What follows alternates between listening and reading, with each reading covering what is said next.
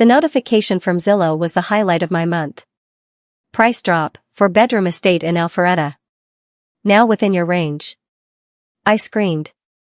I literally screamed in my kitchen. Jamal. Jamal, come look. My husband, Jamal, walked into the kitchen slowly. He was wearing his Sunday best, designer sweats and fresh Jordans, even though it was a Tuesday. He had been working from home, consulting, a lot lately. What is it, Monique? Why are you yelling? The house, I said, turning my laptop to face him. The one with the wraparound porch? The one we looked at last summer? They dropped the price by $50,000.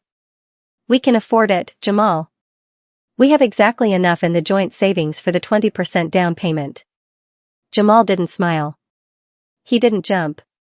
He looked sick. He rubbed the back of his neck. Alpharetta? That's far, Mo. That commute is gonna kill me. It's 20 minutes more, Jamal. For a dream house. For a backyard for the kids we want to have. I was typing frantically. I'm going to call the realtor. I'll tell her we're ready to wire the earnest money today. Wait. Jamal shouted. Don't call her. I stopped. Why? Because, the market is volatile. Maybe we should wait. Cash is king right now. We shouldn't tie it up in a house. Jamal, we've been saving for 5 years. $60,000. It's sitting there doing nothing. This is the time. I said no, Monique. He snapped. I'm the man of this house, and I say we wait. He grabbed his keys. I'm going to the gym. Stop looking at houses. He stormed out. I watched him get into his pride and joy, the 1964 Chevy Impala SS jet black, chrome rims, pristine leather interior. He spent more time rubbing that car with a diaper than he spent hugging me. He revved the engine, a deep, guttural roar, and sped off. I stood in the kitchen, confused. Jamal was usually impulsive. He loved buying things. Why was he hesitant about the house? A cold feeling settled in my stomach. It wasn't intuition, it was experience. The last time Jamal acted weird about money, he had lost $5,000 on a sports bet. I opened a new tab on my laptop. Bank of America, online banking. I logged in. I clicked on Joint Savings, House Fund. The page loaded. I blinked. I refreshed the page. I blinked again. Current balance, $1,240. $60,000. Gone. I felt the blood drain from my face. My hand started to shake so hard I couldn't feel my fingers. I clicked on transaction history. There was one massive withdrawal. 3 days ago. Wire transfer, $58,000. Recipient, MSC Global LLC, Miami. MSC Global? Was it a stock? Crypto? Did he invest in a business?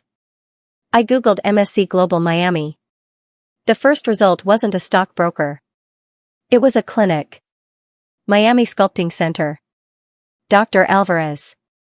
Specializing in BBLs, breast augmentation, and the hourglass package. I stared at the screen. My husband hadn't invested in crypto. He had invested in a butt. I didn't confront him immediately. I needed to know who. Who was worth $58,000 of my hard-earned money? Who was walking around with my down payment attached to her backside? I went to his home office. Jamal was sloppy.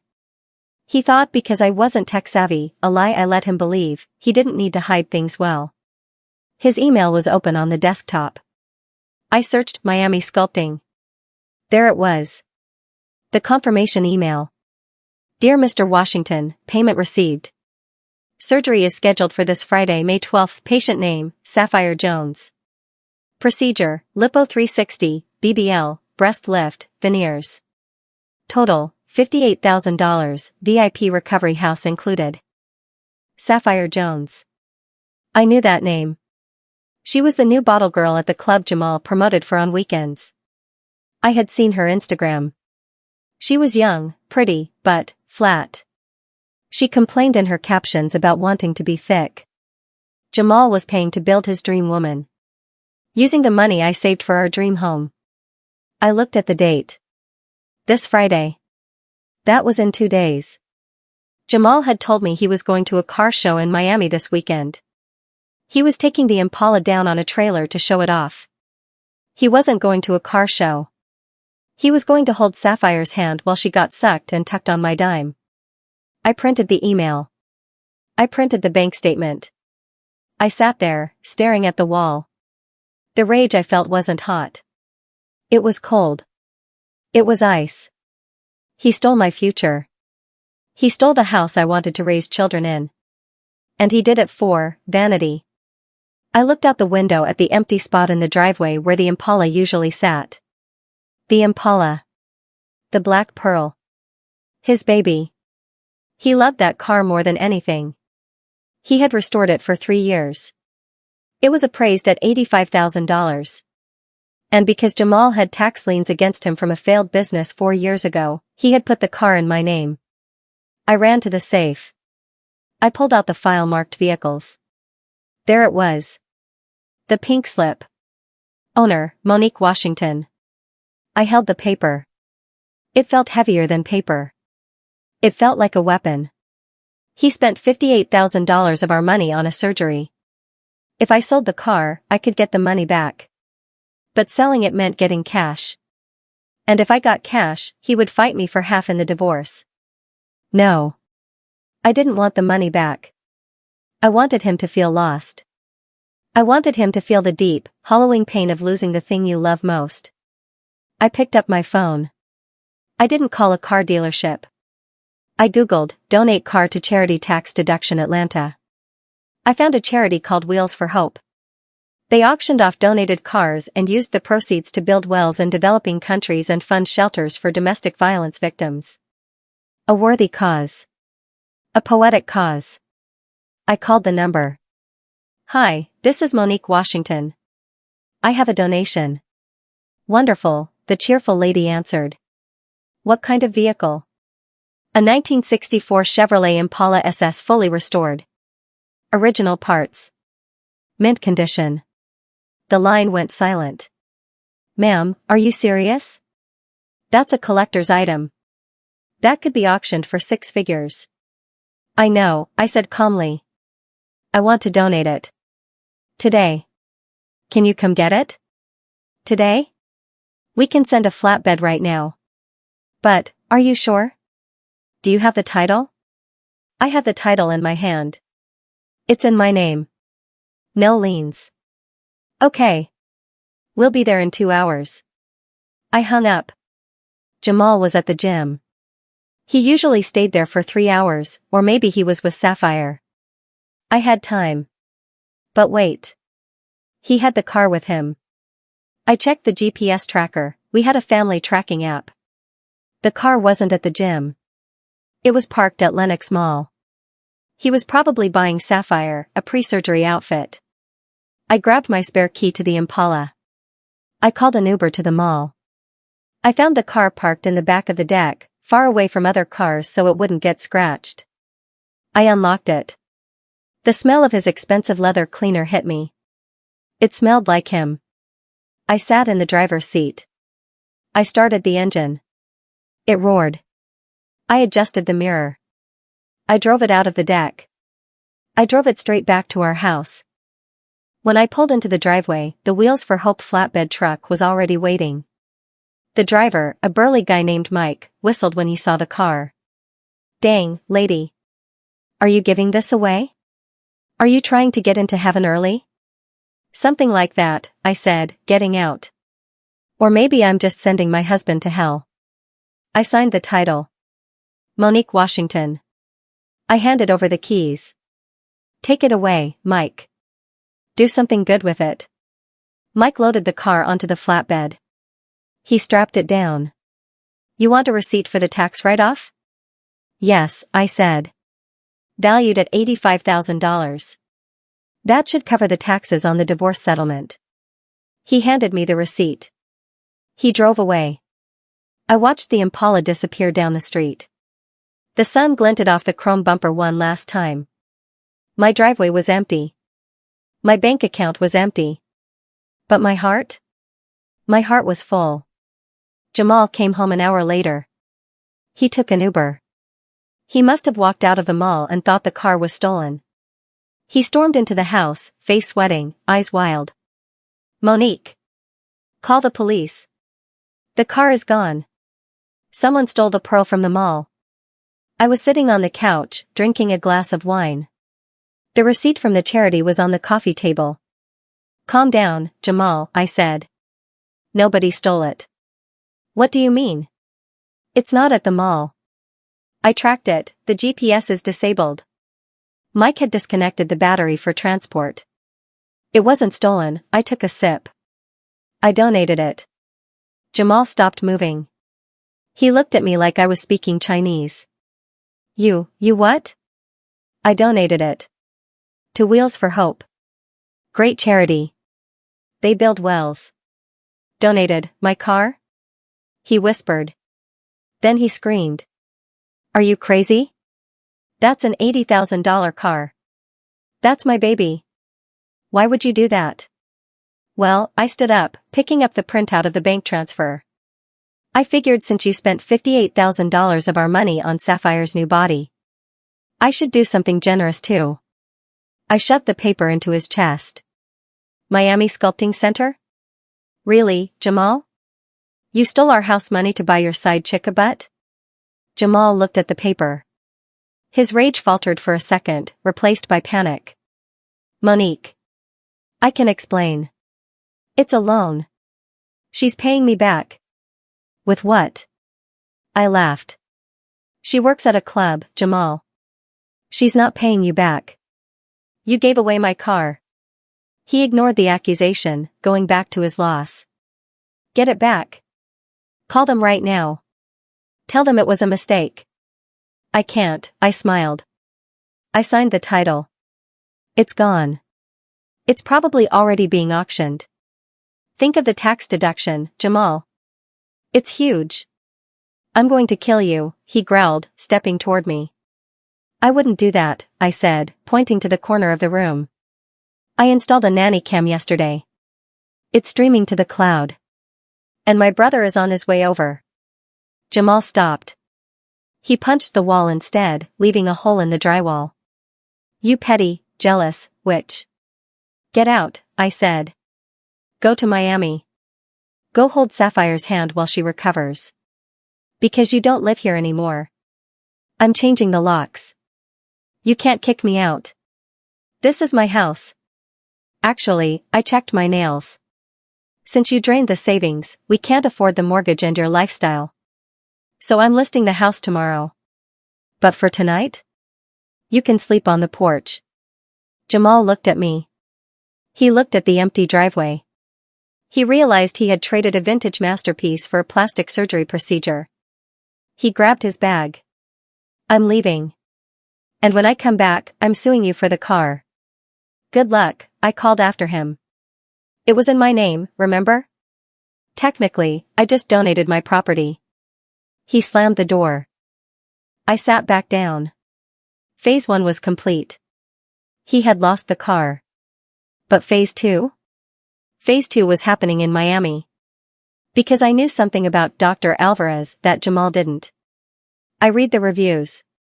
Sapphire wasn't just getting a new body. She was walking into a nightmare. Jamal landed in Miami 3 hours later. He didn't fly first class.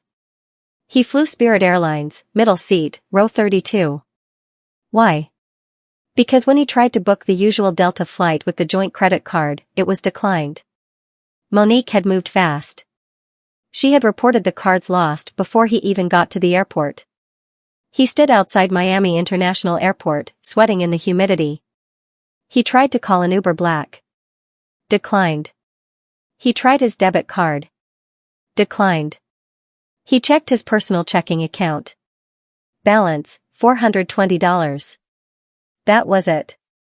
That was all he had access to. Monique controlled the savings, the investments, and the house equity.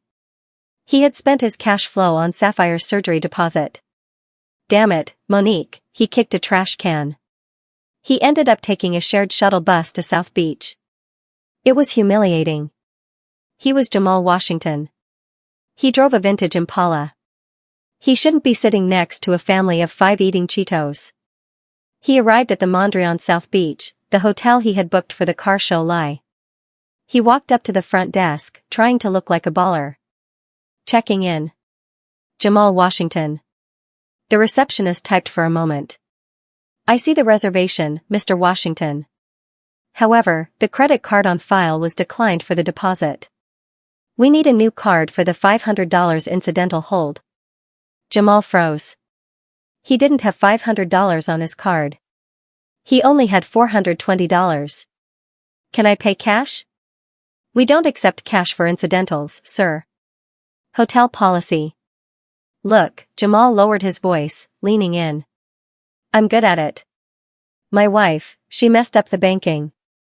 Just let me up to the room. I'm meeting someone. I can't do that, sir. Jamal had to call Sapphire. Babe, he whispered into the phone. I'm downstairs. There's a mix-up with my card. Can you come down and put yours on file? 10 minutes later, Sapphire walked out of the elevator. She looked expensive. Long weave, Gucci sandals, designer sunglasses. She looked like the $58,000 investment he had made. But she also looked annoyed. Jamal, seriously? She snapped, handing her card to the receptionist. You told me this weekend was fully paid for. I'm getting surgery tomorrow. I don't need stress. It's just a glitch, babe. Jamal kissed her cheek. Monique is being petty. I'll fix it on Monday. You better, Sapphire muttered. I didn't sign up for a broke boyfriend. The next morning, they went to the clinic. MSC Global. On Instagram, the clinic looked like a palace. Marble floors, white leather chairs, influencers posting selfies. In reality? It was in a strip mall next to a vape shop. The waiting room was packed. Women from all over the country, clutching pillows, waiting to be transformed. Jamal sat there, feeling out of place. He looked at the women. They were beautiful already. Why were they doing this? Sapphire Jones? A nurse called out. Sapphire squeezed Jamal's hand. She looked scared.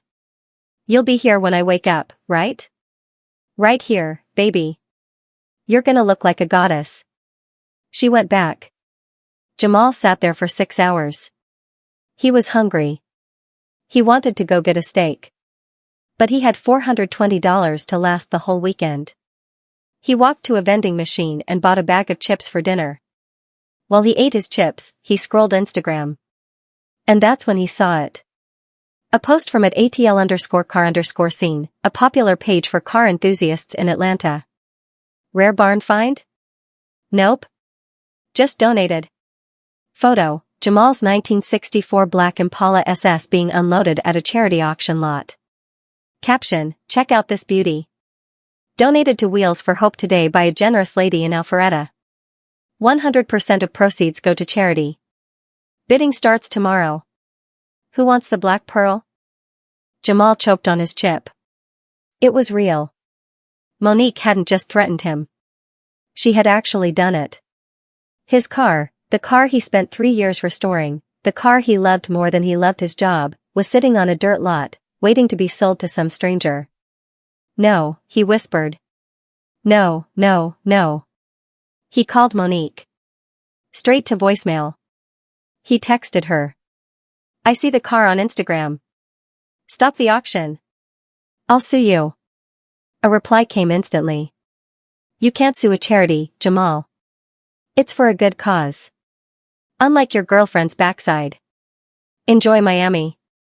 Sapphire came out of surgery groggy, bandaged, and in pain.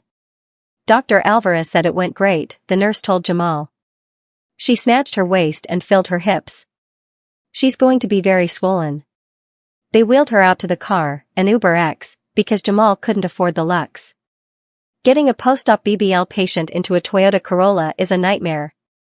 Sapphire screamed every time the car hit a bump. My butt. It burns. They got back to the hotel.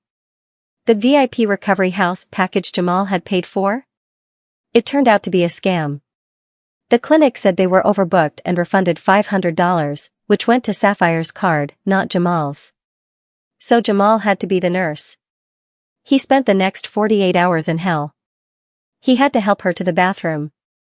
He had to change her drainage bags, plastic tubes filled with blood and fluid coming out of her body. He had to feed her painkillers. The room smelled like iodine and bodily fluids. It wasn't sexy. It wasn't the fantasy he had paid for. It was gross. And Sapphire? She was mean. "You're hurting me," she screamed when he tried to help her sit on her special BBL pillow. "You're useless, Jamal. Where is my smoothie? Why is the room hot?" Jamal looked at her. Her face was swollen. Her body was wrapped in compression foam. She didn't look like a goddess. She looked like a science experiment. He thought about Monique. Monique, who cooked him dinner every night. Monique, who rubbed his back when he was stressed. Monique, who saved $60,000 for a house. He missed Monique. He missed his clean house. He missed his car. On Sunday night, Sapphire woke up screaming. "It's hot. My leg is hot." Jamal turned on the light. One of the incision sites on her hip looked angry. Red. Oozing green fluid. "That doesn't look right," Jamal said, his stomach turning. "Call the doctor." He called the emergency line for Dr. Alvarez. No answer. Just a voicemail saying, "For medical emergencies, dial 911. "We have to go to the ER, Jamal said. "I can't go to the ER. Sapphire cried. "They'll ruin the shape. You have an infection, Sapphire. Look at it." He dragged her out of bed. Another Uber. Another scream-filled ride. At the Miami General ER, the doctor took one look at the incision and shook his head. "Necrosis," he said. "The tissue is dying. The fat transfer was too aggressive. We have to operate immediately to drain the infection." "Operate?" Sapphire wailed. "Will I still have the butt?" "Ma'am, we are trying to save your life. Sepsis is setting in." They wheeled her away. Jamal sat in the waiting room. Again. He looked at his phone. The auction for the Impala had just ended. Sold for $92,000. Proceeds go to the Atlanta Women's Shelter. Jamal put his head in his hands. He had spent $58,000 on a surgery that was currently being reversed in the ER. He had lost a $90,000 car. He had lost his wife. He had lost his home. And all he had to show for it was a bag of Cheetos and a girlfriend with a rotting hip. Sapphire stayed in the hospital for a week. Jamal couldn't stay. He ran out of money on Tuesday. The hotel kicked him out when he couldn't extend the stay. He had to leave Sapphire there. Her parents were flying in, and they were furious. Jamal had to get back to Atlanta. He had $40 left. Not enough for a plane ticket. Just enough for a Greyhound bus ticket. The ride was 14 hours. Jamal sat in the back, next to a toilet that smelled worse than the hospital. He had plenty of time to think. He thought about the investment. He thought about the natural miracle. He thought about Monique. When he finally arrived in Atlanta, he walked. He walked all the way to the house in Alpharetta. Maybe she would let him in. Maybe if he begged. Maybe if he told her Sapphire was a mistake. He got to the driveway. The locks were changed, he knew that. But there was something new in the yard.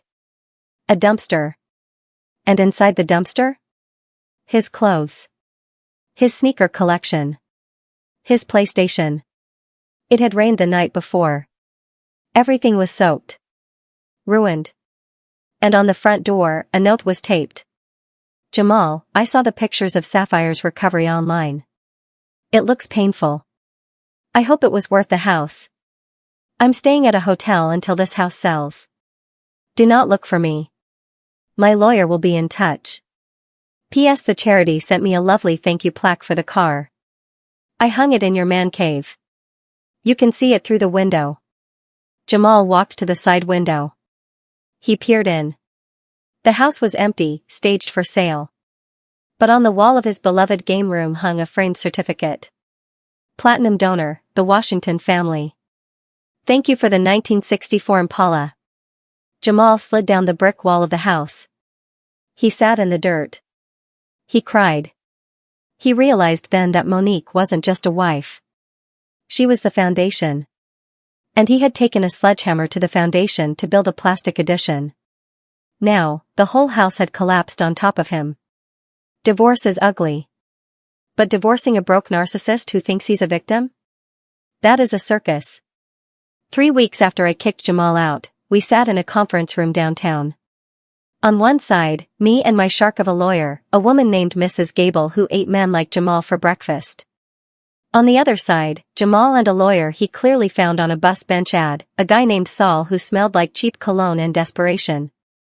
Jamal looked terrible. He was staying on his cousin's couch. His fresh haircut was grown out.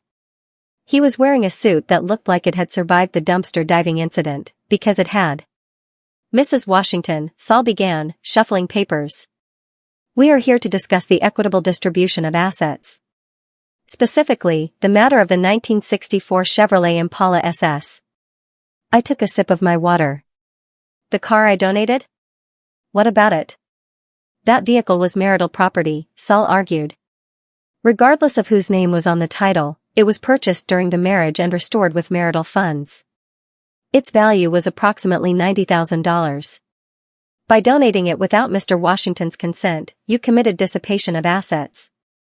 We are demanding you reimburse Mr. Washington for 50% of the value. $45,000. Jamal crossed his arms and smirked. He thought he had me. He thought he was going to get a check. Mrs. Gable didn't even look up from her notes. Mr. Saul, could you please refer to Exhibit C? She slid a document across the table. It was a tax lien notice from 4 years ago. IRS versus Jamal Washington. Outstanding debt, $45,000. Mr. Washington, Mrs. Gable said, peering over her glasses. According to this, you transferred the title of the Impala to your wife 3 years ago. Why? Jamal shifted in his seat. To protect it. The IRS was seizing my assets. Ah, Mrs. Gable smiled. So you admit that you transferred ownership to Monique specifically to hide the asset from the federal government? Well, yeah. But it was still my car. Legally, it wasn't, Mrs. Gable said. If you claim it was yours in practice, then you are admitting to bankruptcy fraud and tax evasion in a recorded deposition. The transcript of this meeting can be subpoenaed by the IRS. Is that what you want? Jamal's face went pale. Saul looked at his client. You didn't tell me about the IRS. Furthermore, Mrs. Gable continued, since the car was legally Monique's property, she had every right to donate it. And since she donated it to a 501c3 charity, the tax deduction benefits the marital estate. She actually saved you money, Mr. Washington. Saved me money? Jamal sputtered. She gave away my baby. And you gave away $58,000 of the marital savings to a woman named Sapphire Jones, I spoke up. Let's talk about that dissipation of assets. I slid the bank records across the table. Wire transfer. Miami Sculpting Center. You drained our house fund, Jamal. That $60,000 was marital property. You spent it on a paramour. That is the textbook definition of dissipation. Saul looked at the bank statement. He closed his folder. Jamal, Saul whispered loudly. We need to settle. If this goes to a judge, you're going to end up owing her money. I'm not settling. Jamal slammed his fist on the table. She ruined my life. She took my car. She took my house. You took your own house, I said calmly. When you decided a BBL was more important than a mortgage. We left the deposition an hour later. Jamal got nothing. Actually, he got less than nothing. He agreed to walk away with zero alimony and zero claim to the remaining assets, my retirement fund, in exchange for me not reporting his tax fraud to the IRS. I walked out of the building feeling lighter than air. Jamal walked out looking like he wanted to cry. But his bad day was just getting started. Jamal returned to his cousin's apartment to find a visitor waiting for him. Sapphire. She had been released from the Miami hospital 2 days ago. Her parents had paid for her flight back to Atlanta, but they refused to let her stay with them. They were religious people who didn't approve of her lifestyle. So, she came to the only person she felt owed her. She was sitting on the steps of the apartment complex. She was wearing loose sweatpants and walking with a cane. Her body was still swollen, but not in the curvy goddess way Jamal had paid for. One hip was indented where the tissue had been removed due to the infection. The scarring was jagged and angry. She looked up when she saw Jamal. Her eyes weren't seductive anymore. They were full of hate. Sapphire? Jamal asked, stepping back. You cheap, lying, scrub, she hissed, struggling to stand up. Baby, I'm sorry. I tried to stay. I ran out of money. You ran out of money? She screamed. You sent me to a butcher shop. Dr. Alvarez isn't even board certified. I looked him up after the surgery. He's a dentist who took a weekend course in lipo. He had good reviews, Jamal stammered. He hadn't read the reviews, he just picked the one that offered the cheapest package. I'm deformed, Jamal. She pulled down the waistband of her pants slightly to show the gruesome scar. Look at this. The doctor in the ER said I need reconstructive surgery. It's going to cost $30,000 to fix this mess. $30,000? Jamal choked. I don't have it, Sapphire. Monique took everything. She donated the Impala. I don't care about your stupid car. Sapphire yelled. I care about my body. This was supposed to be my investment. I was supposed to get modeling contracts. Now I can't even wear a bikini. She reached into her purse and pulled out a folded paper. My lawyer says you're liable. You paid for the surgery. You selected the doctor. That makes you responsible for the negligence. Lawyer?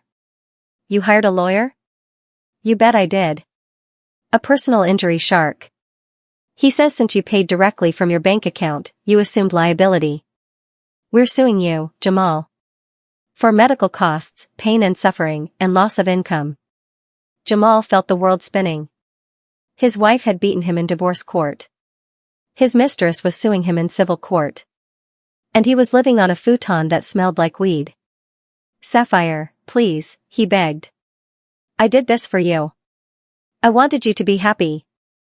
No, she said, poking him in the chest with her cane. You did this for you. You wanted a trophy. Well, congratulations. Here's your trophy. She spit on his shoe. See you in court, Daddy. She hobbled away to a waiting Uber. Jamal stood there, wiping the spit off his sneaker. He realized then that the most expensive thing in the world wasn't a car or a house. It was a cheap woman. While Jamal's life was burning down, mine was blooming. A week after the donation, I received an invitation to the Wheels for Hope annual gala. Guest of honor, Monique Washington. Platinum donor. I almost didn't go. I wasn't in the mood for a party. But then I thought about Jamal sitting in the dark, and I decided I needed to step into the light. I bought a new dress. A red silk gown that hugged curves I didn't need to pay a surgeon for. I drove my rental car, I was shopping for a new one, to the event center. The gala was beautiful. Chandeliers, champagne, people bidding on silent auction items. In the center of the room, on a raised platform, was a photo of the Impala. Sold $92,000. Next to it was a sign, proceeds funded the construction of a new wing at the Atlanta Women's Shelter. Tears pricked my eyes.